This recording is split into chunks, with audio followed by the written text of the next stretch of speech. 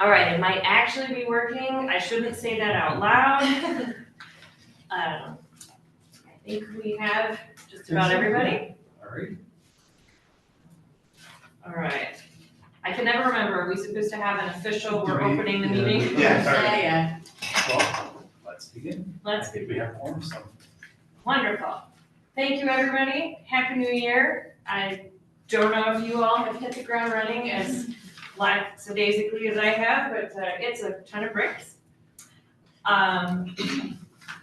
We have a couple of things that we'd like to vote on, definitely discuss, possibly vote on as well. We have some other updates, and we'll go from there. So firstly, we need to vote in our November and our December minutes. Can we do that as one, or do we need to do that separately? Might be best to just do it separate.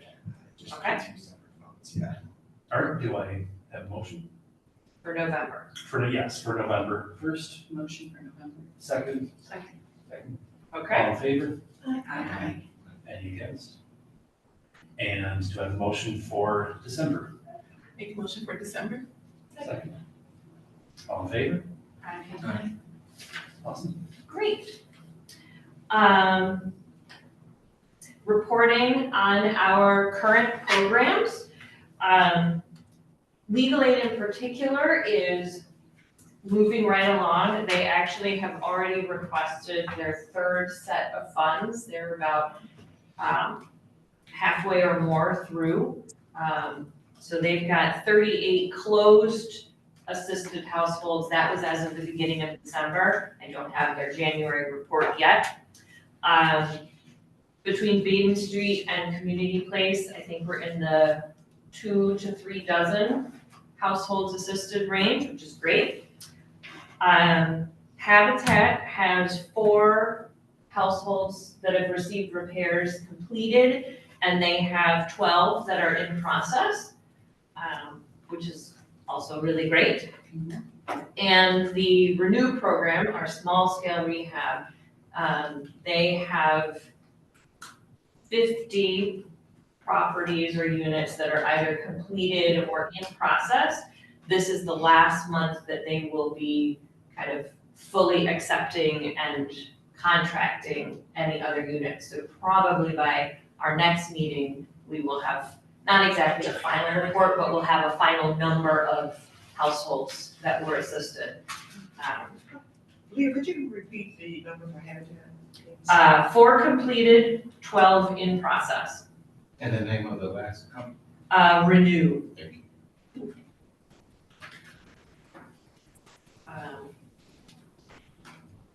The 2 organizations that we have already agreed to fund, we are kind of going back and forth with their documents and their contracts, which is still in great time because we need council official approval, which will be the middle of January, and then we'll be going from there. One of the things that I wanted us to talk about and potentially vote on is everybody searching their brains to remember the House of Mercy proposal. I finally have more answers to the questions that I think everybody has probably forgotten about. But we can talk through that proposal and whether we would like to award them as our third group. We could table that for slightly later. I'm just saying that that's something that I want us to have on the docket today. I am gonna ask Joey to talk a little bit about the ABO trainings which are coming, just sort of as a letting you know. And if you have any conversation that you can chat about our sort of meet and greet ideas. And then last but sadly not least, we have one other board member that we need to remove from the board. They just have not been able to fulfill any of the responsibilities of it. So I'm actually thinking maybe we'll just do that first, get it out of the way. Is it a matter of like just no show, or they've reached out and they just can't commit to They no-showed, no responded to the last 6 months of emails. And then I found a different, way to contact them, and they responded to that, and then they said, oh yes, I'm getting the emails. Mhm. So it's just very, very odd. But, so we do need to vote to remove Wendy Denmark. Okay, well, I have a motion, Motion. second, Second. all in favor, Aye. any opposed? Does she need to do anything in writing? I believe I will send her a notice. Okay. And as far as numbers go, are you still happy or? I is believe that for- leaves us at 12. So that's probably a good question for this group is, I think in general, we prefer to have an uneven number. It doesn't change the quorum requirements for the only person though. You would still Oh. need 7 to meet in person, so as far as that goes, voting goes, in order for a motion to pass, you'd still need 7, to go through, you'd still need actually 7. Is the not wanting even just to break a tie if there is one, like half? That's, people yes, I would say that's really the only reason. It seems less Um, important in this. There are certain, It's just like good practices, you know, even if it's unlikely to happen. I mean, I think it depends, right? Depends on how you feel as a board. Do you feel you can still conduct business with 12 versus 13 or 11? Not to say that anyone else is getting removed, but an even number versus an odd number, I guess is better for you. Yeah. Does she have a unique capacity that's not represented? no, if we were going to lose a member, I suppose her role is a less truly necessary one. She was really great in the planning. But no, we don't lose necessarily our community representation or anything like that. But yes, that was on my mind as well. The city council and the mayor do also have the right at any point to appoint somebody to the board. They haven't, as of this point, they may not, but that, could happen and, they might ask us for recommendations or they might have a person. When was the last time that we kind of reached out to them? Do they know that they have anything to do this?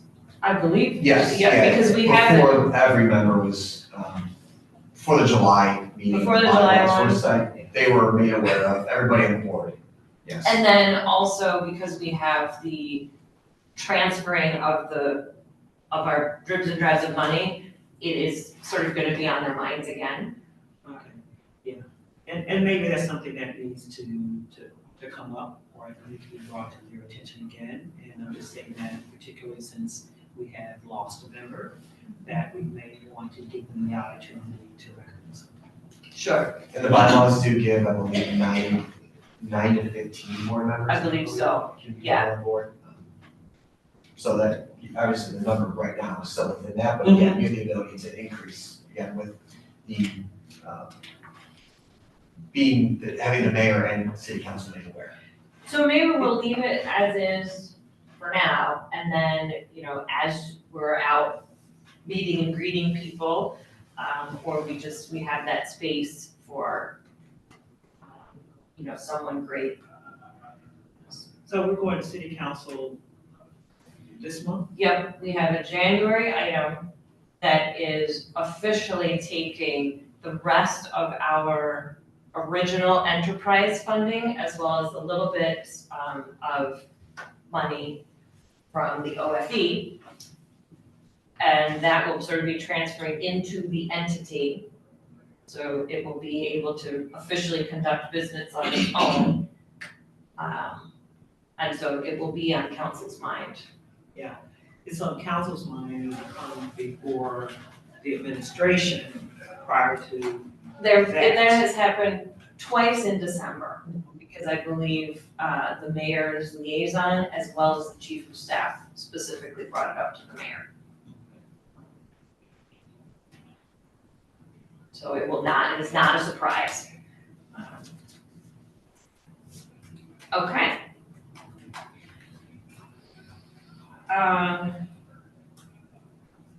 Joey, would you like to at least put the ABO stuff on people's radar? Yeah, for sure. So we did get confirmation from the authority's budget office.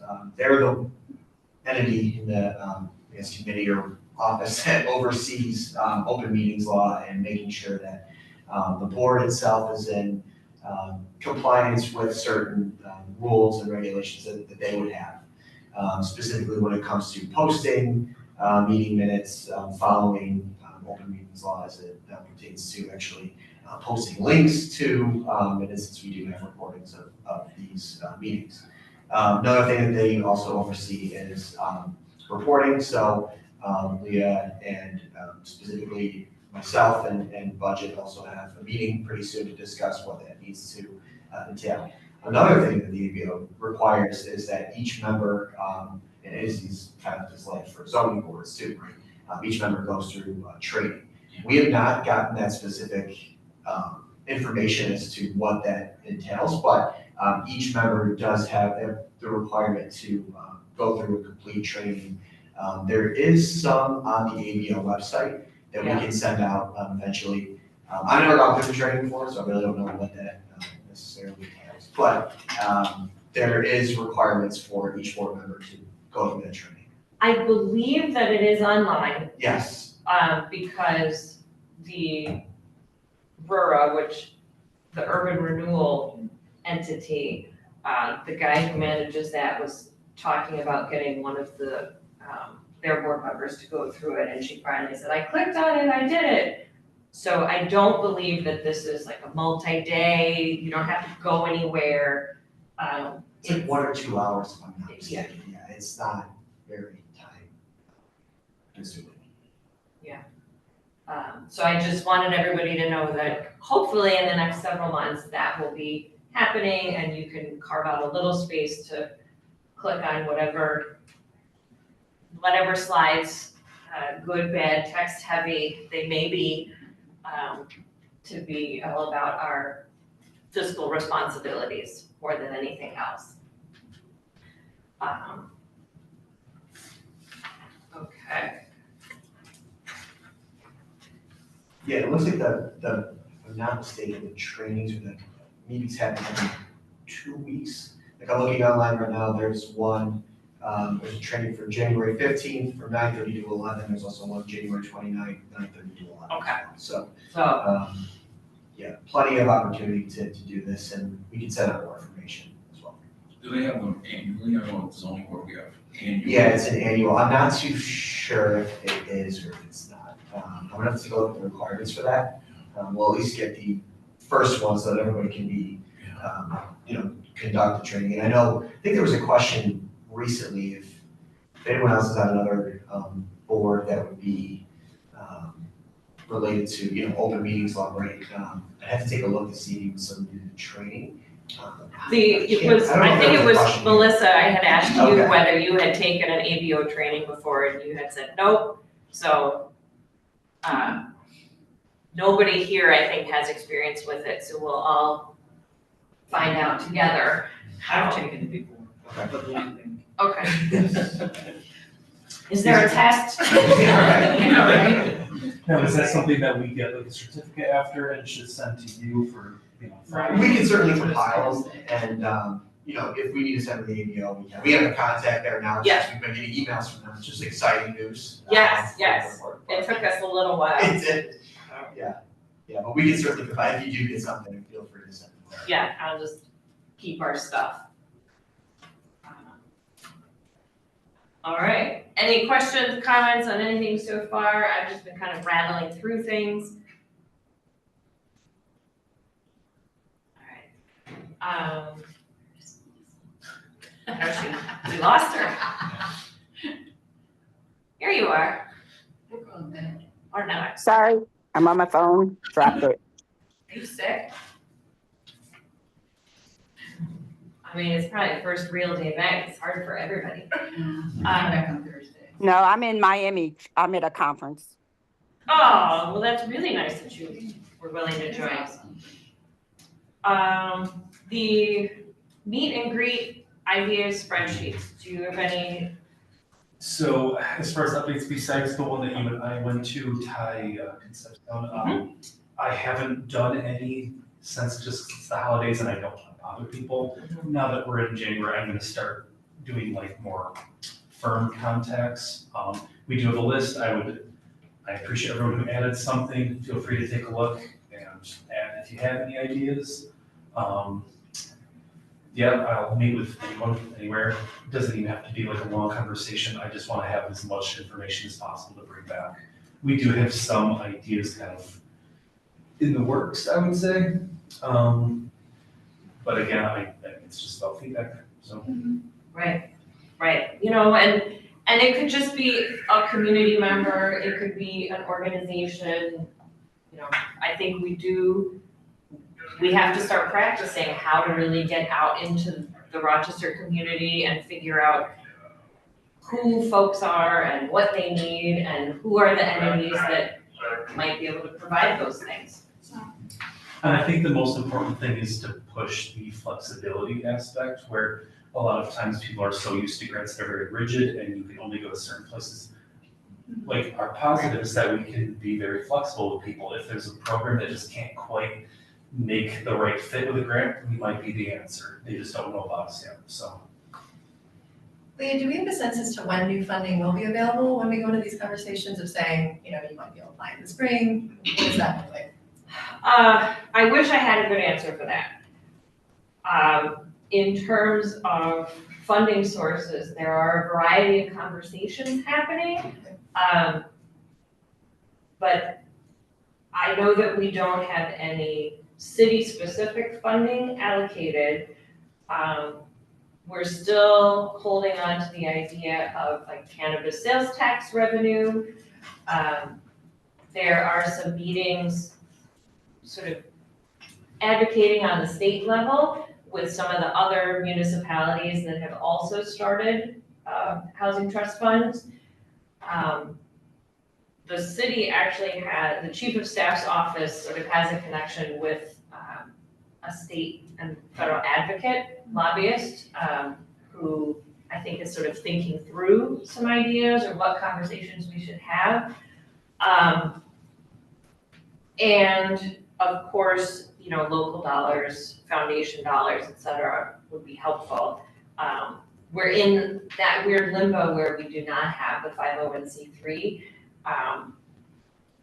That application was supposed to go out before, and it turned out we didn't have one document from the state that we needed. Now we have it, we can try it again. But I know that has been a hiccup for like ESL Foundation.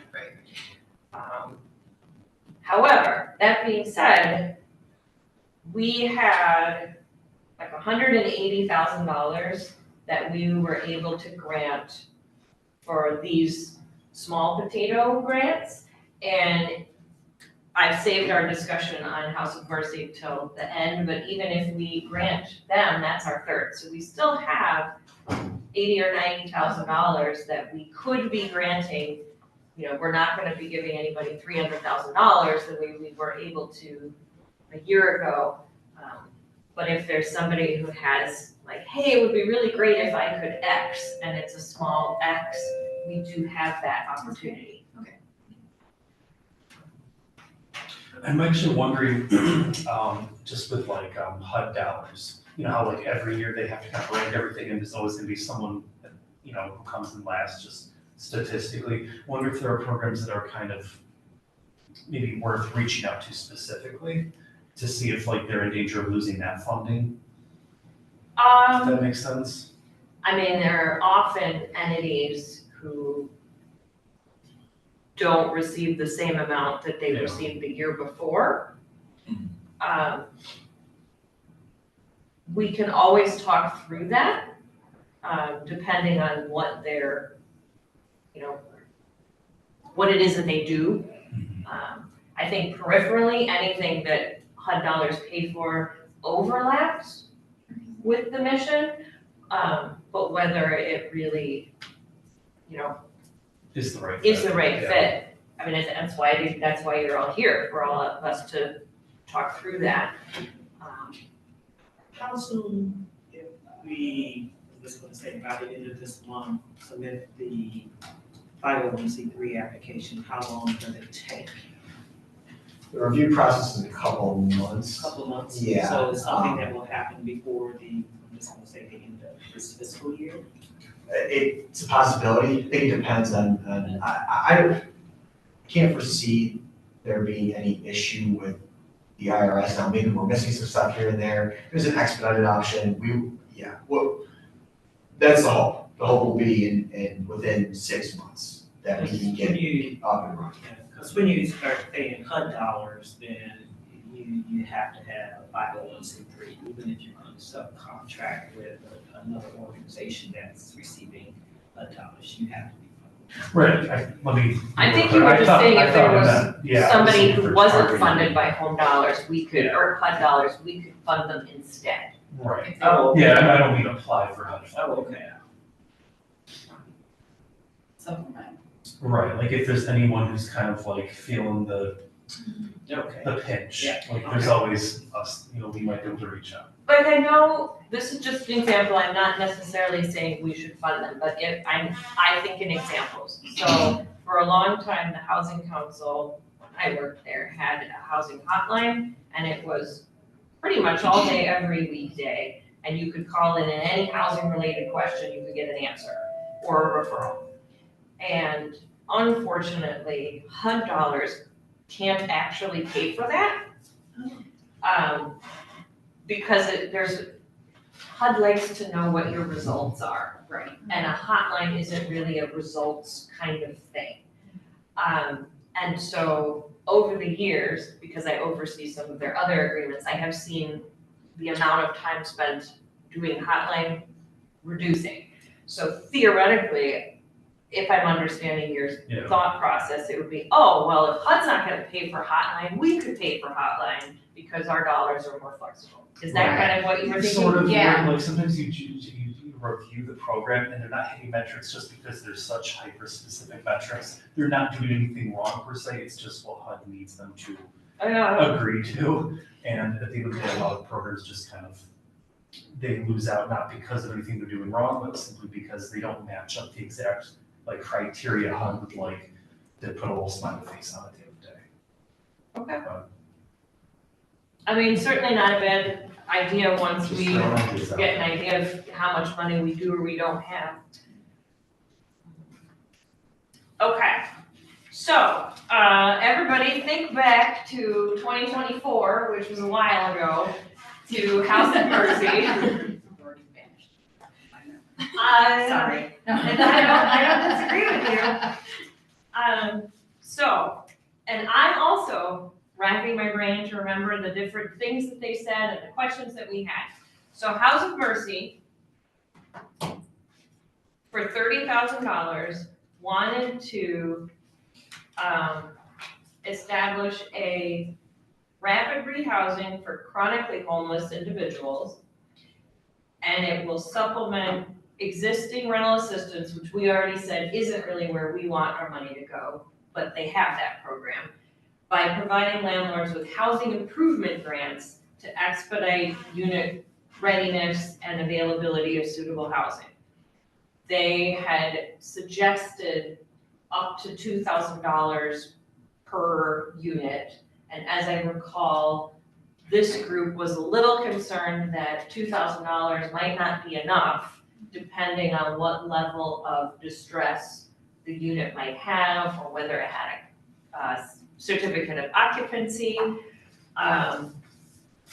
One of the other questions that somebody had was, how many landlords do they know? Are there actually landlords who are willing to do this?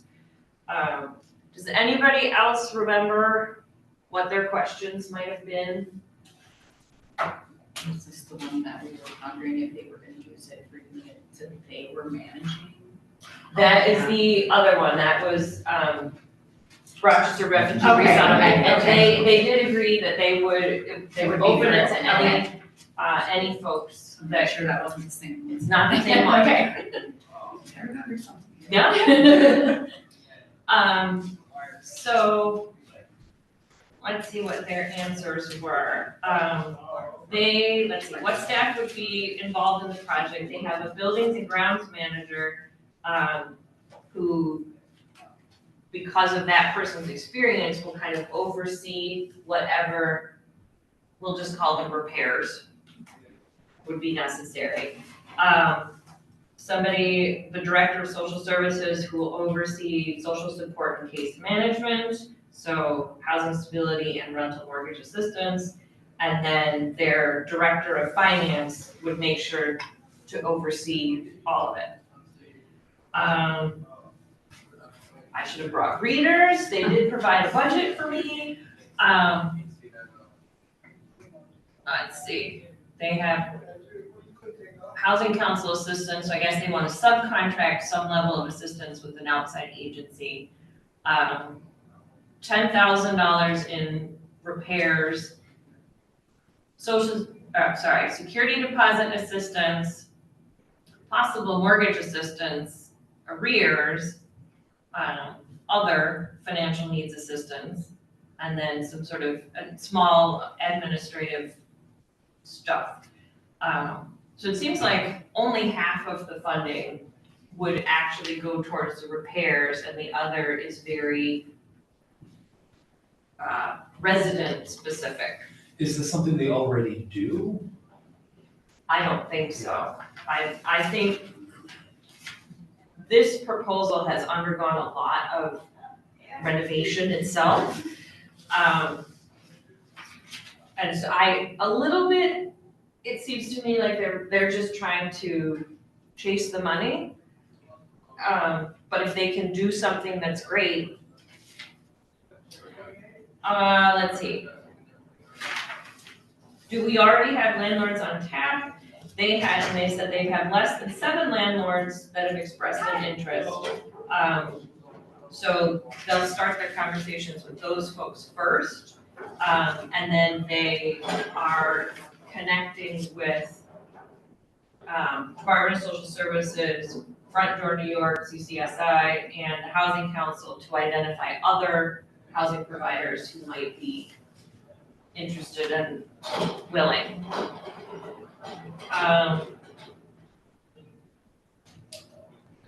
We asked them about the $2,000 maximum, and they said, there is obviously a wide variety of needs. But for basic repairs like lock changes, door and window replacement, appliances, and basic housing safety improvements, you could expect to spend a few hundred to a few thousand. They feel like they can effectively identify and repair. I think they're mostly focusing on single room occupancy, so very small units. There was another important question. Do we have an agreement plan for the property owner or manager to commit to allowing the tenant to stay for a specific amount of time once they move in? And I don't remember whose question that was, but that was important. Because, don't take our money, repair your unit, and then bounce the tenant. They said they would work with the Housing Council to create an agreement. The specific duration of the tenant staying agreement will be determined on various factors, including the extent of the repairs and the tenant's circumstances.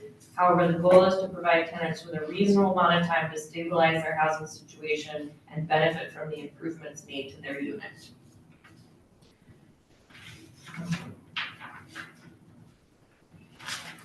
Thoughts, comments, concerns?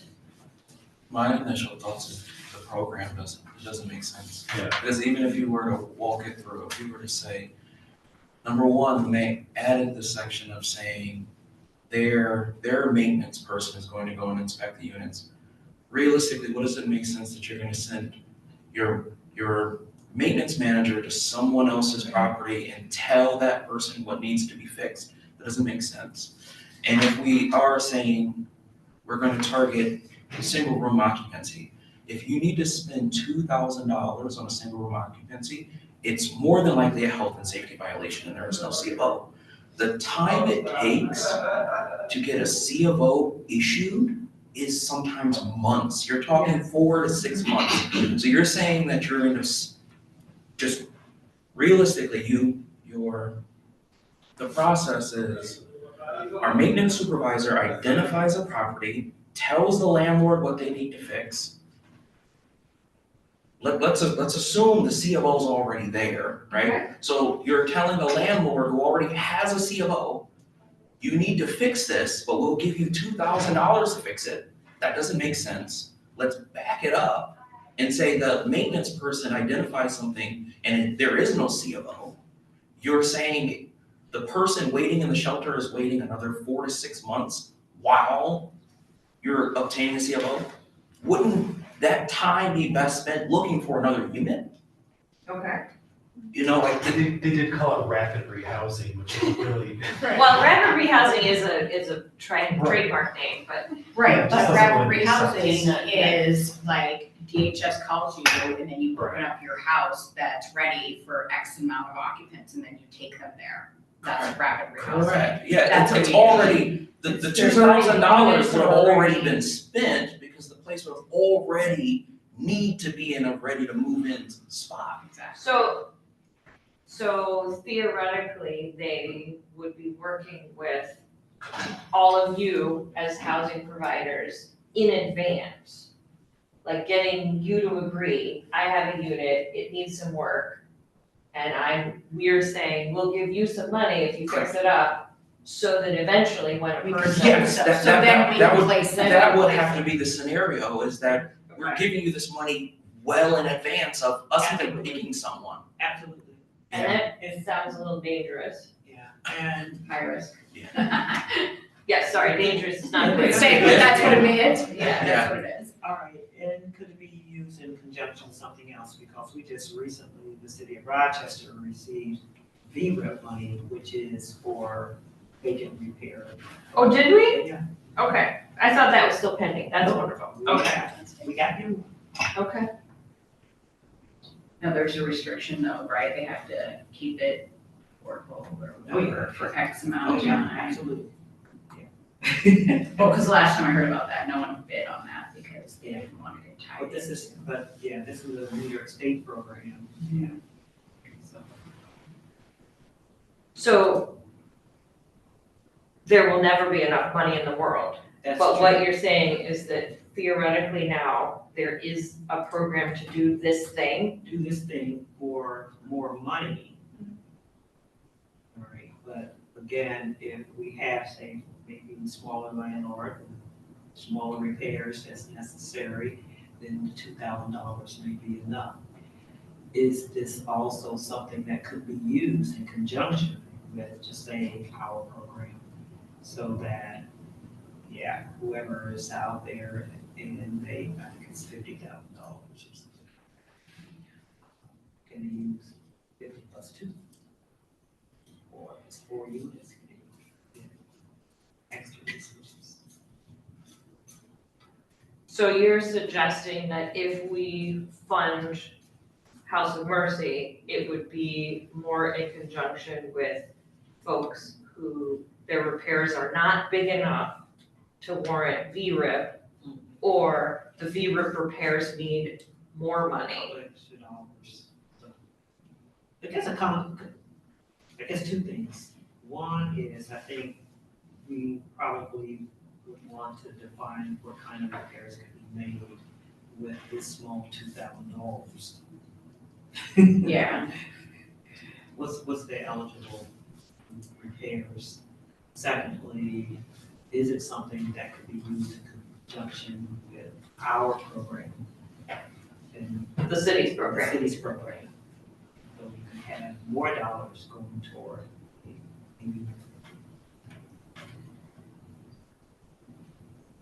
Yeah, I mean, I think to that first point, and folks in this room will know more about this than I do, but is $2,000 a breaking point? Like, is that what is the barrier for folks renting out these buildings or not? Like, changing the lock seemed confusing to me, that was one of the examples, because as a landlord, that's your responsibility. So I'm just a little concerned about that, but go ahead. Yeah, when I think of room rentals, it's very restricted, and you think of what would someone in a room rental damage the most? You think flooring? Right. Your painting, Yeah. maybe walls, Doors. Okay. you know, so if you restrict it to that, because you won't have things like your water heater. If it's a room rental, that's going to, you know. Right. So essentially with $2,000, you could probably rehab a room, Okay, you know, so okay, so it would be maybe a scenario where the last tenant destroyed it, put a bunch of holes in the walls, you're putting out new drywall, you're repainting, you're doing that. okay. That's what would come to my mind of 2,000. I mean, if you're redoing an entire room, I would think that would. You could also upgrade like your bathroom, Correct. like a new toilet, new fixtures Yeah. that don't drip, whatever is happening there. Correct. But I don't know if we would include those in, because usually with the room rentals, those would be a communal, the bathroom. So this would be restricted to literally a bedroom in a house. So a year plus ago, when we got all of those, Go ahead, I mean. Oh, Melissa. sorry. Thank you. Yes, I would also just like to add to a part of the conversation. I think one of the things we should think about though is the proposal is for single room occupancy, and there isn't a lot of landlords who actually do single room occupancy.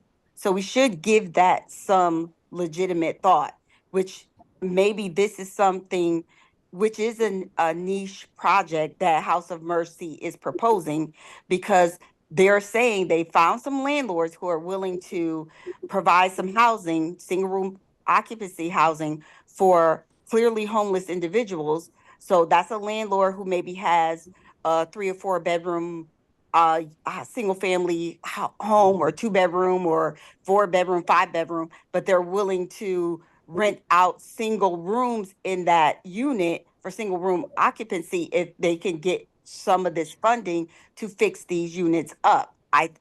That's what I'm reading into the proposal. So if that's true, that is a different type of proposal that you usually see, and we don't really see that in Rochester with small mom and pop landlords. We see landlords who are willing to rent a unit to a family, but not single room occupancy for, on a small scale for homeless individuals. So that's something we might want to give some deeper thought into, as far as if we're willing to fund this project or not.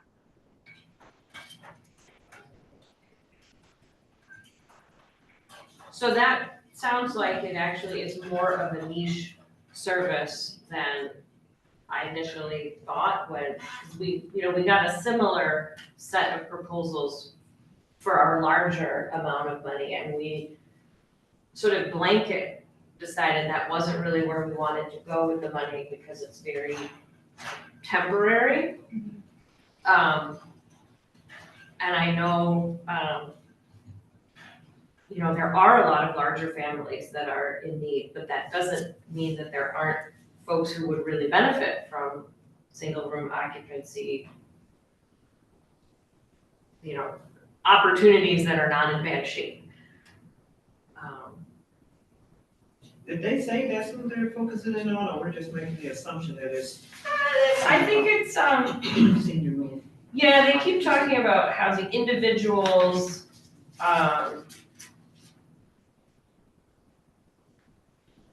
Oh, I'm sorry. I thought I heard them say SRO. So They did. I could be wrong Sorry. about that. I'm sorry. No, I think it's a good I point. just wanted to make sure that we're clear that that's exactly what they're doing. Yeah, these grants will be contingent on the landlord agreeing to rent the unit to a chronically homeless individual placed through the program. But it doesn't say SRO. It did somewhere, because I didn't make up that.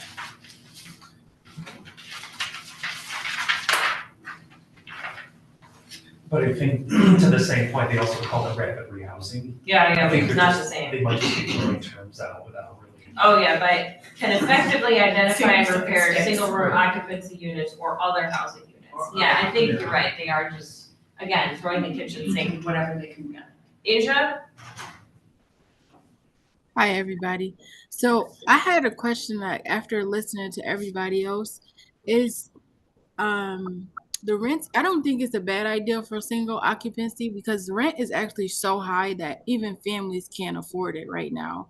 So like are they charging like room rents that's affordable for people just to get people, or is this a program just to get people off the streets? I know it doesn't sound like there's long term with it, but maybe it could be something where people can have single occupancy until they can afford to like move somewhere else more long term.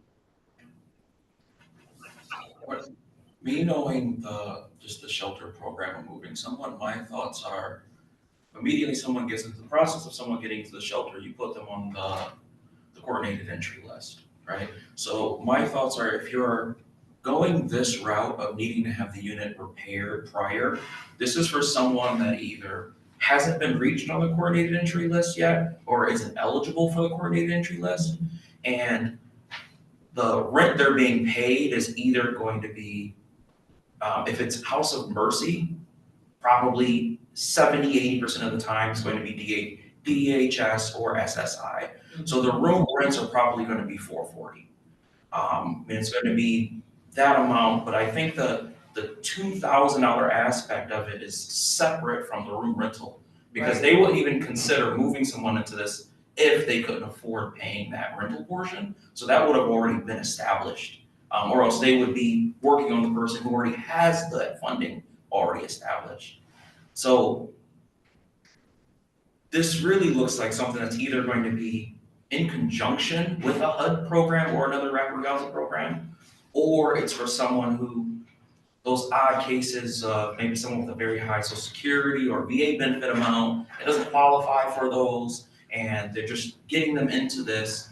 My initial thoughts are, usually those kinds of setups of a rooming house aren't long-term. They're usually just until you feel stable enough to move on. And it's hard for me to imagine that this program would lead to something permanent, especially because just knowing the population. Folks being moved into a house of three or four other people that you don't know usually isn't the scenario that everyone thinks, this is where I want to stay continuously. It's usually let me get out of this. I'm out of the shelter, I'm here, so now I'm getting stable and my plan is to move.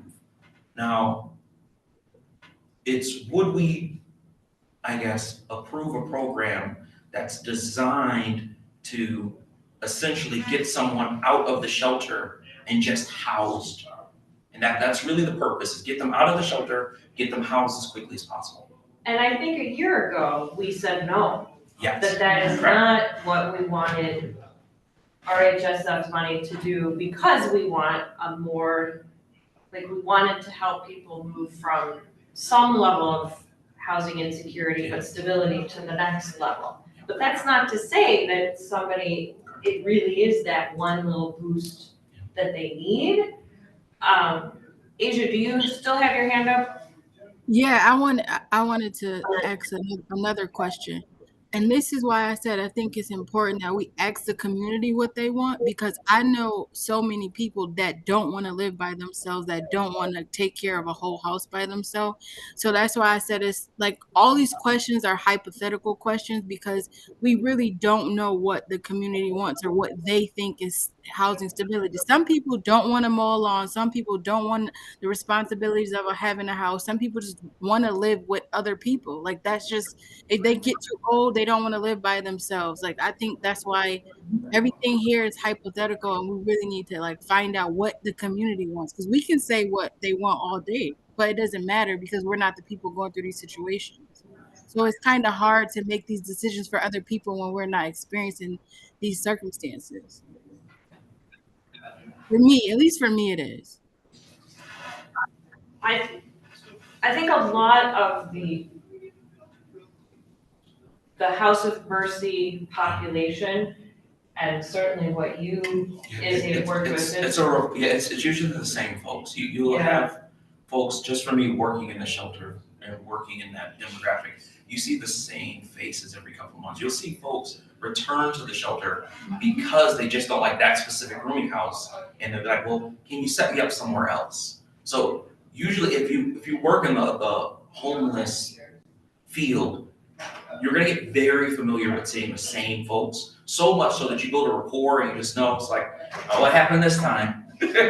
You know, you just get very comfortable, they get comfortable with you, and it's a beautiful relationship to establish, but you really see yes, there are times where someone moves in to a rooming house and they want to stay. Most cases, they do not. And it can just be, sometimes it's just as, I have one person living here who I don't want to live around, and the landlord can't evict them. So now I'm just going to leave, so it's it would be very odd for it to happen where this would have a long-term effect. Could it happen? Yes. It's the realistically, you're gonna just be, it's just gonna be another one of those things where you're just pouring money into a pot and just redoing it every year. Which, I mean, this is a small amount of money. Yeah. And as Melissa pointed out, it is, it is maybe a little bit niche, which we wanted. But I think, I would agree with Asia that it isn't necessarily, as we were talking about earlier, it overlaps with, but I don't know from this group whether it really, fits a round peg into a round hole of helping somebody move to the next level, whether it's a single person or whether it's a family. Maybe there's a way to research a person, an entity who would do kind of that matchmaking for people who want to have communal living, but as a stable situation. Looking at this budget, if they're only putting $10,000 into repairs, they're probably only, without connecting with another organization like the VRIP program, they're probably only gonna end up helping 7 households. And I feel like if they were planning that, they would probably reference that. They Probably. would say, like, we plan to join it with other funding. But it also sounds like, 7 landlords, is that repairs of that unit, the one unit, let's say, are people gonna be circulating through it, like, is someone? Well, based on his experience, I they're would like, that- Stable and move out, and then the next person comes in. that That's a unit that makes that's sense. been funded, that's been repaired to Yes. the right standard, That would and make then sense. people can move. They're using the same, that, to me, The housing first. if I was working for the House of Mercy, that's what I would do. Because to me, that terms long-term, that makes sense. Hey, landlord, I pay you money, you fix this, and then my folks can revolve through those rooms. which is not a bad thing. It's not a bad thing. It's not, and it is actually gives 30. the landlord some kind Could of. you request that maybe they find people who is looking for more long-term housing? We can, my experience with House of Mercy is that's not the folks that come to them. Yes, that's, yes. House of Mercy is, yeah. There may be other organizations that exactly would work. House of Mercy is a shelter that has a culture within itself of where a lot of the folks know each other, and they're provided so much in donations that it's to the point of where that's a lot of folks' favorite shelter to just stay, because they get donations from stuff like Cheesecake Factory. You get, it's a very, when you're in, it's kind of like a hotel style of a homeless shelter, right? So it would be odd for them to tailor programs towards this person. We're never going to see them again. A lot of their culture is like there's like cliques within House of Mercy of just folks who've just been there for years, But that being The said, reason why I said it is, backstory. My uncle actually went to the House of Mercy, he lived there for a long time, and actually, when he did get money, he donated to the House of Mercy, but they gave him a home.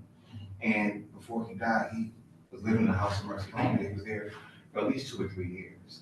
So there are some people, if we can only help 7 people, Yeah. can we find those 7 within that program to give them more long-term housing? I don't know. I don't know whether there are a lot of people like your uncle who just need that, or whether But he's those are an like, I'm just outlier. thinking like, there's people that's falling between the cracks, because there's always some, Could we, do they have some available? Could we ask them, like, do you have people that you know for a fact that are looking for long-term housing that we can assist? Those 7 people that they could possibly have, if we're considering. Maybe there are some elder people that just lost their apartment, they went through them, like, is there anybody that, if they're not, then we can move forward. If no one likes it, but at least we can ask them. I think that we are more likely to find that particular style of person with what Esther Project is gonna do. I have a feeling that that's going to be the result of her program, is folks who really are ready to bump to the next level, or even potentially a bunch of them live together.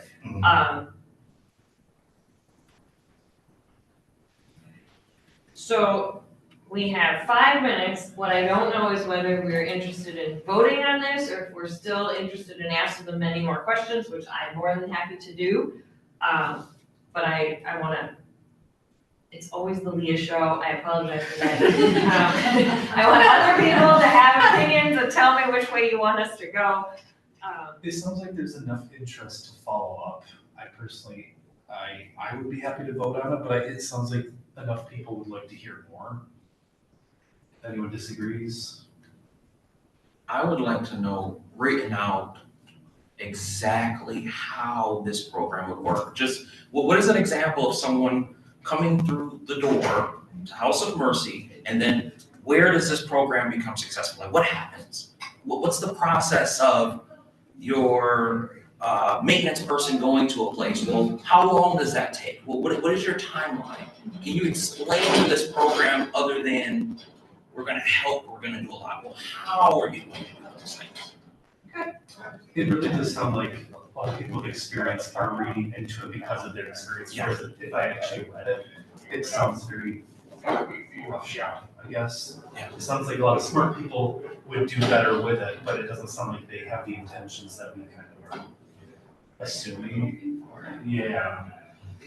It seems sloppy. I don't want to be too mean. I think it sounds like they intentionally left it vague Yes. in order to be able to do what they feel they need to do in the moment, which you can't do with that grant. Yes. Yeah. This sounds like something that was written by someone who writes grants without input from the program to see whether or not they can actually do it. This sounds like something, this is nice, let's say we can do these things, but they didn't consult with the program manager to see hey, can you actually develop this and do any of this? Because I would think if someone told me, hey, Izzy, spend $10,000, do it this way, I'm looking like, okay, do we have the infrastructure to be able to send our maintenance person out to do this? Do we have this? Like, do we have any of this stuff in place? Okay. Well, and I would say that that's sort of the feeling that the original review team had, is that we had a lot of questions. More questions than answers. And, chronic frequent flyer, it's not my experience, but I appreciate, people who have worked in that sphere. All right, well, I will ask them for more stuff, and we will talk about them again, or we won't.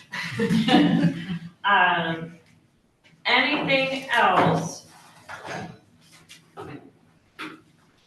that we should not bring up? Hopefully people on the call are not feeling too lost and left out. I think that this is a good conversation about the what is it called? Sorry, homeless people shelter. I think it's a good conversation. I think people asking really good questions. That's all I wanted to say. Thanks. I know it is a pain for everybody to make the time for these meetings, but I am so happy to be able to work with all of you. Everybody has so many great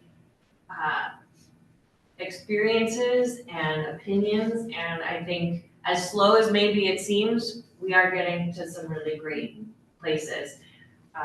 Even as I struggle with, making sure we have all the right documents and signing up for things, it is all worth it. So, I will have us all sign off, and I will see most of you, and I'm sure we'll be talking throughout the month. I think I do have to ask for Happy, motions. Happy New Year, everybody.